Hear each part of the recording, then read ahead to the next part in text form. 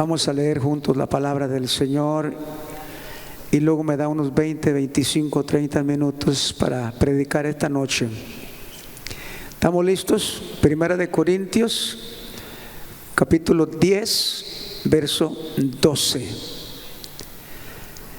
¿Estamos listos? En el nombre del Padre, del Hijo y del Espíritu Santo, verso 12. Así que el que piensa estar firme, mire que no caiga. Es tu palabra, oh Dios. Usamos este texto para hacer la introducción de esta predicación.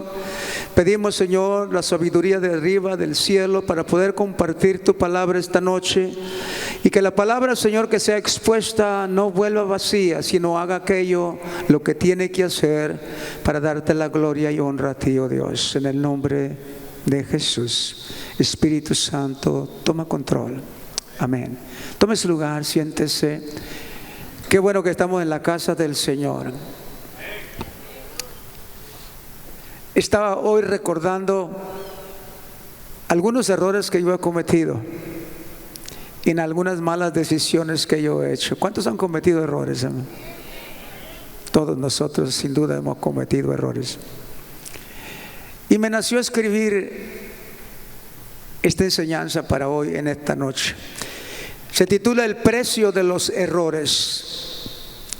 El precio de los errores. Trabajé en una empresa, Santa Clara Agrícola de México, muy grande.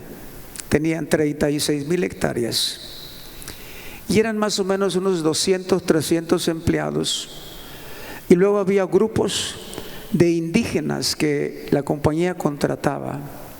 Me acuerdo ya como en el 1964 que el patrón estaba viendo que el algodón tenía predios, manzanas grandes de 500 hectáreas, 1000 hectáreas, donde se sembraba algodón, sorgo, maíz, diferentes cosas.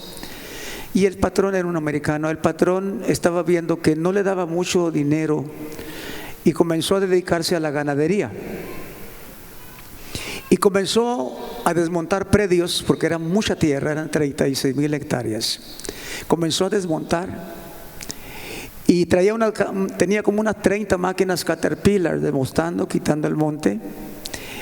Y me acuerdo que contrataron a muchos indígenas allá por la zona de Ciudad Mante, allá por Tanquián, Tampamolón, Tancanhuich, Gilitla, Pichinchijol. Todo esto está lleno de indígenas, no sé si todavía los hay, pero en aquel entonces contrataban a los indígenas, les pagaban poco, pero no nos podíamos entender porque ellos hablaban en dialecto y nosotros hablaban español. Pero había siempre un líder, que era el líder de todos ellos, que hablaba un español más o menos que se podía entender. Y cada viernes yo le daba a ese líder el dinero para que le pagara a toda la gente. Yo era contador en esa compañía. Y me acuerdo que él siempre andaba con un muchacho que le faltaban 3 dedos de la mano. Y un día, ya en confianza, porque trabajaban como 3, 4 meses y luego se iban y el próximo año volvían a venir, le pregunté yo en confianza a aquel hombre que era el líder de todos, que por qué le faltaban los 3 dedos. Y le hizo así, y agarró el machete y hizo así, dándome a entender que se los habían cortado con el machete. Y yo le dije, ¿por qué? Dijo, estaba robando. El precio de los errores siempre van a tener un precio. Siempre va a haber consecuencias. Yo quiero brevemente, conciso en esta noche, transmitirles a ustedes algunos pensamientos. El mundo de la Biblia es fascinante. Cuando uno lee los libros de la Biblia, hay veces que nos seduce tanto la historia bíblica, que a veces en vez de leer un capítulo 2, leemos 5 o 10, y a veces hasta 20, y a veces, como decimos allá en México, se pica uno y lee todo el libro. Usted empieza el libro de Ruth y hasta que lo acaba. Empieza a leer el libro de Esther y hasta que lo acaba. Empieza a leer los jueces y hasta que lo acaba. Usted quiere saber al fondo la historia, ¿sí? El libro de Primera y Segunda de Samuel, el libro Primera y Segunda de Reyes, abarcan una historia de más o menos unos 500 años de la historia del pueblo de Israel. Y comienza relatando en esos 4 libros Primera y Segunda de Reyes y Primera y Segunda de Samuel, empieza relatando el comienzo del reinado de David. Después habla de la cautividad, después habla también de la disertación cuando salieron y fueron cautivos en Babilonia. Habla de los 70 años que pasaron ahí. Después Ciro, el gran hombre, el gran rey de aquel entonces, conquistó a los caldeos, ganó, y él promulgó un edicto para que los israelitas volvieran a su tierra, volvieran a su patria. Pero en esos 500 años el pueblo de Israel vivió muchas consecuencias de sus errores. Los errores siempre van a traer consecuencias, hermano. Siempre van a traer consecuencias. Y siempre va a haber un pago. Dios quería que su pueblo fuera feliz. Dios los había sacado a través de Moisés de la esclavitud. Y el deseo de Dios era que el pueblo de Israel le sirviera. Todo lo que quería. Mucha gente cree que Dios quiere quitarle su dinero, su casa, sus bienes. No. Dios quiere que nosotros le sirvamos. El deseo de Dios cuando nos convertimos a Dios, a Jesucristo, y le entregamos nuestra vida a Jesús, es para que le sirvamos a Dios, hermano. Si le va a aplaudir, apláudale al Señor, porque el deseo de Dios es que lo sirvamos a Él. Sí. Y Dios le dice a Moisés: ve, dile al faraón, deja ir a mi pueblo para que me sirva. Y Faraón no quería dejar ir al pueblo, eran esclavos, el pueblo de Israel. Y Dios le dice: vuelve a decirle lo mismo. Y casi por 10 veces Moisés va y le dice al faraón: deja ir a mi pueblo para que me sirva.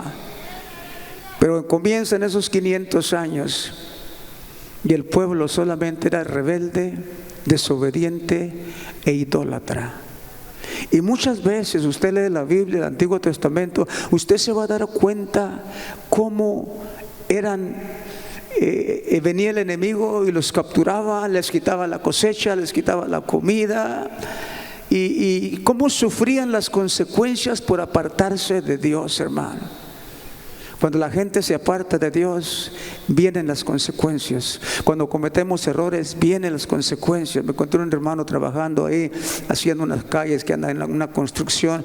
Le dije: hermano, ¿tú ibas a la iglesia? ¿Qué pasó? Me salí, pastor. No sé ni por qué me salí. ¿Sabe qué? ¿Y la hermana? ¿Cómo está la hermana? No, hace mucho tiempo que nos divorciamos. Cuando tú te sales de la voluntad de Dios, cuando tú dejas a Dios, allá está peor, hermanos. Allá afuera está peor. Si aquí pasamos algunas cosas amargas, allá afuera está peor. ¿Sí? Entonces los errores siempre traen consecuencias, ¿sí? Y Moisés está diciéndole: deja ir al pueblo, y el pueblo sale libre. Dios le da la victoria, le entrega, Dios le permite que conquiste una tierra, que la posea y que reparta la tierra donde había abundancia, donde no les iba a faltar nada. Pero el pueblo, en vez de ser agradecido, comienza a dejar a Dios. Y ese es el problema, cuando nosotros comenzamos a dejar a Dios, cuando comenzamos a apartarnos, entonces vienen las consecuencias. Cabe preguntar o hacernos la pregunta: ¿por qué somos así de rebeldes, hermano? ¿Nunca se ha preguntado usted? No, pero usted no es rebelde, ¿verdad que no? ¿Por qué somos rebeldes? Por naturaleza. El ser humano. ¿Por qué en vez de ser fieles con Dios, que Dios nos abrió la puerta, que nos ha dado tantas bendiciones, llegamos a este país, tenemos cosas en abundancia, cosas buenas que a veces no queremos y las ponemos en un garaje feo? Tantas cosas que Dios nos ha dado, ¿sí? Y muchas veces somos mal agradecidos. Y entonces cometemos algunas veces muchos errores que nos llevan a quedar cautivos. Y decenas de veces el pueblo de Israel sufrió por estos 500 años por malas decisiones, porque los errores siempre van a traer consecuencias. Y si hacemos un poco de historia, no quiero hacer largo esta noche la predicación o la enseñanza.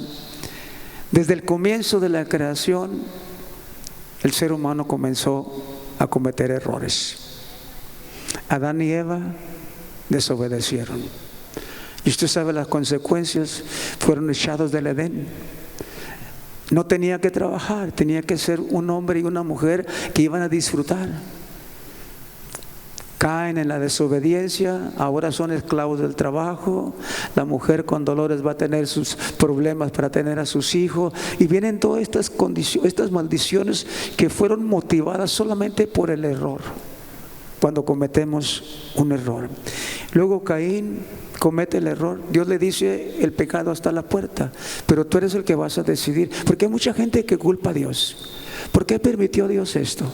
No, no lo permitió Dios. Dios nunca va a permitir que tú peques. ¿Me escuchó? Porque mucha gente ha escuchado yo que dice: ¿por qué Dios me permitió pasar por esto? No, Dios no te permite eso. Tú lo hiciste. Dios no permite que tú entres en pecado. Dios no quiere que tú entres en las consecuencias de los errores. ¿Sí? Dios le dijo a Caín: el pecado está a la puerta, tú toma la decisión que quieras hacer. Mató a su propio hermano, el primer asesinato sobre la tierra, y vinieron las consecuencias. Fue echado. Después Abraham cometió el error de llevarse a su sobrino Lot, y al último Lot se estaba quedando con toda la bendición. Luego los hermanos de José le quisieron quitar la vida a aquel muchacho preferido de papi, aquel muchacho que el corazón de su padre se inclinaba hacia él y le hacía regalos, y por poco se mueren de hambre. Vinieron las consecuencias. Luego Moisés viene, y un día, fastidiado del pueblo, de que no obedecía, que eran rebeldes, que eran idólatras, un día Moisés, enojado, golpeó la piedra, saltó el agua, no le dio la gloria a Dios, y no pudo entrar a la tierra prometida. Usted sabe la historia. Estoy hablando de personajes que tomaron decisiones malas, cometieron errores y sufrieron las consecuencias. Saúl, cansado de esperar al profeta Samuel que no llegaba, se tomó la atribución de hacer él mismo el propio sacrificio y hizo lo que no debía de hacer. ¿Y qué le pasó? Le costó su reinado. Dios lo desechó como rey y perdió el reinado de aquel pueblo, el primer rey que tuvo el privilegio de ser el rey del pueblo de Israel. Todos estos errores uno detrás de otro. David, el hombre que tenía el corazón de Dios, comete el error de ver a la mujer prohibida, comete adulterio, ordena un asesinato. Todo esto trajo consecuencias. Todas las generaciones después de David pasaron las consecuencias. Después el pueblo de Israel, que debería de permanecer unido, se dividió en el reino del sur y el reino del norte, y usted puede ver casi el 95% de todos los reyes del reino del norte y del reino del sur fueron rebeldes, desobedientes, idólatras, y muchas veces fueron entregados a la esclavitud, y muchas veces venía el enemigo, los destruía, los llevaba cautivos, eran esclavos, les quitaban la comida, los hacían trabajar, y pasó por tantas consecuencias solamente por cometer el error. La lista es interminable, pero todos estos personajes, usted sigue leyendo, termina el Antiguo Testamento, comienza el Nuevo, y usted va a encontrar que la lista continúa de personajes que cometen errores. La pregunta es: ¿por qué? Diga conmigo: porque somos humanos. Cometemos errores, tomamos malas decisiones. ¿Sí? Cuando comenzamos a hacer esta iglesia, hermano, todas las vistas, el trim, todos los adornos los hizo su servidor. Y yo estoy hecho a la antigua. Bastantes clavos y bastantes cosas. Y un pedacito de madera así chiquito tiene como 50 clavos clavados. Está todo bien clavado, bien hecho. Ahora que queremos restaurar y modificar muchas cosas de acuerdo al día, a la época que estamos viviendo, oiga, para sacar eso, nos damos cuenta muchas veces que cometemos errores. Hoy en la actualidad, hermanos, voy a hablar de la iglesia, de los cristianos. Yo no voy a hablar de la gente allá afuera que no cree en Dios. Ellos son malos de verdad. ¿Sí? Ellos no tienen misericordia para dispararle a usted y quitarle la vida. Usted lo piensa un ratito si quiere hacer algo de malo. Usted lo piensa, lo medita. ¿Sí? Pero nosotros los creyentes muchas veces Y a veces deliberadamente algunos cometen el pecado. Algunos hacen la maldad. Deliberadamente, hermano. No quiero decir, como dicen los abogados, con alevosía y ventaja. Deliberadamente. Hombres que cargan una Biblia cometen errores, caen en un error deliberadamente para satisfacer sus placeres. Hombres y mujeres supuestamente de Dios. ¿Cuántas veces hemos escuchado la historia de que un sacerdote tocó a un niño, que violó a un niño, aún en los ministros? Todas estas cosas que ni siquiera debemos decir aquí, hermano, pero suceden porque hay personas que no aman a Dios. Hay personas que no respetan a Dios. Estaba leyendo hace días que alguien escribe este libro y lo mandé traer. Cuando el amor al placer es más grande que el amor a Dios. Cuando el amor a los placeres de la vida es más grande que el amor a Dios. Pablo, el gran apóstol de la iglesia de los gentiles, le escribe a la iglesia de Corintios, una iglesia que tenía todos los dones, pero amaba los placeres. Había incesto, había muchas cosas que sucedían en aquella iglesia que tenía todos los dones. Era una iglesia feliz, grande, alegre, con júbilo, pero tenía muchos problemas, cometían muchos errores, muchos pecados por la falta de amor a Dios. Y dice, así que el que piensa estar firme, mire que no caiga. Y pudiéramos hacernos la pregunta esta noche, pastor, ¿por qué la gente que supuestamente debe darnos un buen ejemplo comete estos errores? ¿Sabe cuál es la respuesta? No aman a Dios. Cuando una persona deliberadamente comete errores en la iglesia, deliberadamente, no digo que no supo lo que hacía, no, cuando deliberadamente estamos cometiendo un error, es simplemente porque no amamos a Dios. Toda esta gente del Antiguo Testamento que fue idólatra, que fue desobediente, que fue rebelde, demostraba en su corazón que no tenía amor por Dios. Y cuando uno piensa en estas cosas, uno se pregunta ¿por qué? Si Dios es tan bueno con nosotros, hermano. ¿Qué nos ha hecho Dios? Nada.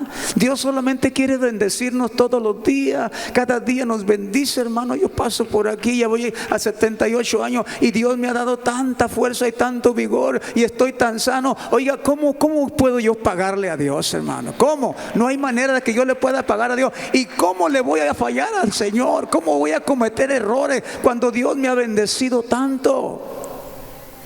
Sin embargo, hay gente que deliberadamente comete el pecado, ¿sí? Porque aman más al pecado que a Dios. Alguien que hace lo que no debe de hacer, aunque traiga una Biblia en la mano, está demostrando que ama más al pecado que a Dios. Y eso es un problema con nosotros, porque si es así con uno de nosotros, lo que estamos haciendo es que estamos teniendo consecuencias que van a venir sobre nuestra vida, porque Dios no puede ser burlado. No podemos burlarnos de Dios. No podemos cometer el pecado y como si no pasó nada, hermano. No, Dios es justo. El precio de los errores. ¿Y por qué hombres y mujeres que cargan una Biblia aman más los placeres que a Dios? Porque no aman a Dios. Simplemente porque no aman a Dios. Y sabe, le voy a decir algo, porque no leen bien esta palabra. No la leen bien. Si la leyeran bien, entendieran que no podemos nosotros amar más al pecado que a Dios, que trae consecuencias lo que hagamos mal delante del Señor. Mire lo que dice Romanos capítulo 15 verso 4. Porque las cosas que se escribieron antes, póngale atención a lo que sigue, Romanos 15, 4. Porque las cosas que se escribieron antes para nuestra enseñanza se escribieron. O sea que las historias que usted y yo conocemos de personajes de la historia de la Biblia que cometieron errores son para que sea nuestra enseñanza. Eso tiene que abrirnos los ojos a nosotros para no caer en la misma situación y caer en el mismo pecado. Tenemos que apartarnos del pecado. Tenemos que demostrar con hechos que amamos más a Dios que el placer, que amamos más a Dios que el pecado. Tenemos que demostrarlo con nuestras acciones, con la integridad y con la pureza del corazón y la transparencia de un hombre o de una mujer que aman a Dios con todo su corazón. Esto es un reto para nosotros. Diga conmigo: para nuestra enseñanza. Dígalo fuerte: para nuestra enseñanza se escribieron. Cada vez que usted lee una historia de un pueblo que traiciona a Dios, que es idólatra, que abandona a Dios y se va, cada vez que usted vea esto, nosotros tenemos que recordar. Por eso digo, no han leído bien la palabra. Para nuestra enseñanza se escribieron estas historias. Si amáramos a Dios y leyéramos la Biblia, qué diferente sería. Por eso estaba felicitando a todos esos casi más de 80 alumnos que había el lunes. Hambre de Dios, hermano, hambre de conocer la palabra. Porque cuando usted conoce la palabra, usted se defiende. Y entre más usted conoce la palabra y entre más le sirve usted al Señor, más se aparta del pecado y de la tentación. Porque cuando usted pone sus manos en el arado y usted empieza a elaborar, a trabajar para el Señor, usted deja de pensar en ese pecado. Dios nos da a nosotros la autoridad y el poder para deshacer eso. ¿Cuántas veces Dios dijo: si me hubiera oído mi pueblo? Esa escritura está vigente para hoy, hermano. ¿Cuántas veces Dios dijo eso? Mire, no fue el pueblo de Dios el que eligió a Dios, fue Dios el que eligió al pueblo. No fue usted el que eligió servir a Dios y venir ante Dios, fue Dios quien lo trajo a usted, fue Dios que puso sus ojos en usted, fue el Espíritu Santo que habló con su corazón y lo trajo a la iglesia, fue Dios quien nos buscó a nosotros. Solamente tiene cosas buenas para nosotros Dios, hermano. Y Dios dijo en varias ocasiones: si me hubiera oído mi pueblo, si en mis caminos hubiera andado Israel. En un momento, dice, habría yo derribado a sus enemigos y vuelto mi mano contra sus adversarios. Los que aborrecen a Jehová se les habrían sometido. Está hablando de que nos iba a cuidar, de que nadie nos tocara, de un cerco como el que Dios puso en Job. Y vuelto mi mano contra sus adversarios. Los que aborrecen a Jehová se les habrían sometido, y el tiempo de ellos sería para siempre. Y dice el Salmo 81 en el verso 16: les sustentaría Dios con lo mejor del trigo, y con miel de la peña les saciaría. ¿Qué está diciendo Dios? Lo mismo que decía David en el Salmo 23: Jehová es mi pastor, nada me faltará. En lugares de delicados pastos me hará descansar. O sea, el deseo de Dios para nosotros, hermano, es bendecirnos. Dígalo conmigo: el deseo de Dios para nosotros es bendecirnos. Dios no desea el mal para nosotros. Dios desea el bien para nosotros. Es por eso, hermano, que hay que leer la palabra del Señor, porque entre más la lee, entre más conoce, entre más la escucha, más crece su fe. La fe viene por el oír, y el oír la palabra del Señor. Entre más busca usted de Dios y se arma y se equipa de esa palabra poderosa de Dios, más va a poder usted resistir las tentaciones y no va a caer en la trampa del enemigo, porque su corazón va a estar lleno de palabra, no de malos deseos. Cuando usted llena su corazón de la palabra del Señor, usted se hace fuerte y usted no va a caer en los errores, sino que al contrario, usted va a pasar por encima de los errores, y usted va a poder animar a otros que están pasando por esas mismas tentaciones. Usted va a poder ser de ayuda para otras personas, pero su corazón tiene que estar lleno, porque de la abundancia del corazón habla la boca. Entonces las consecuencias, hermanos, son trágicas. Todo lo que se siembra, se cosecha. Todo lo que nosotros hagamos, eso vamos a tener, eso vamos a cosechar. Por eso esta noche, hermana, es como una reflexión.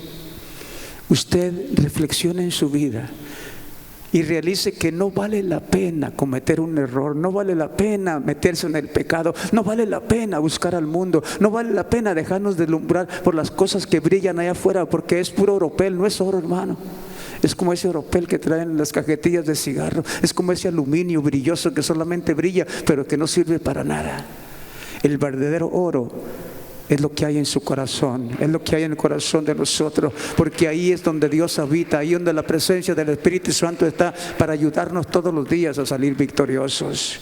Póngase de pie esta noche y vamos a hacer una oración juntos. No quiero que pase al altar. Vamos a hacer una oración ahí donde está usted parado. Y si usted es como el pastor, ser humano, diga conmigo: Señor Jesús, he cometido muchos errores, te he fallado muchas veces, el pecado me ha seducido y he caído en la trampa y he hecho lo malo, he hablado mal de mi hermano, he hecho cosas que no debía de hacer. Pero esta noche, oh Dios, yo te pido perdón y te pido que me ayudes a no cometer esos errores que todo el tiempo tu pueblo cometió en el pasado. Y eso es para nuestra enseñanza, para que nosotros no caigamos en el mismo problema, porque todas las cosas que sucedieron y que se escribieron para nuestra enseñanza fueron escritas. Señor, esta noche te pedimos perdón por tantas veces que hemos cometido el error. Pero de hoy en adelante, Señor, que tu palabra cobre vida en nosotros, que leamos más la palabra, que nos nutramos más de la palabra, que nuestra fe crezca y que la palabra viva en abundancia en nuestro corazón, para que de la abundancia del corazón hable solamente la palabra, y con esa palabra defendernos de las tentaciones del pecado y las tentaciones de la carne. Te doy gracias, Señor, por haberme traído hasta aquí y haberme perdonado hasta el día de hoy. Pero el día de mañana, Señor, no quiero caer en los errores que traigan consecuencias. Te pido perdón una vez más. Y de hoy en adelante prometo, Señor, llenarme de ti para no caer, Señor, en esa tentación y no cometer ese error que el día de mañana me traiga consecuencias. Te doy gracias porque hasta aquí me has guardado. Y tú eres mi Ebenezer, hasta aquí nos has ayudado. Y en esta noche, Señor, toda la iglesia, los que estamos aquí presentes y los que nos miran a través de la distancia en las redes sociales, decimos: hasta aquí nos ha ayudado el Señor, y vamos a seguir adelante de gloria en gloria y de victoria en victoria. Gracias, Señor. Gracias, Señor. Gracias, Señor. Gracias.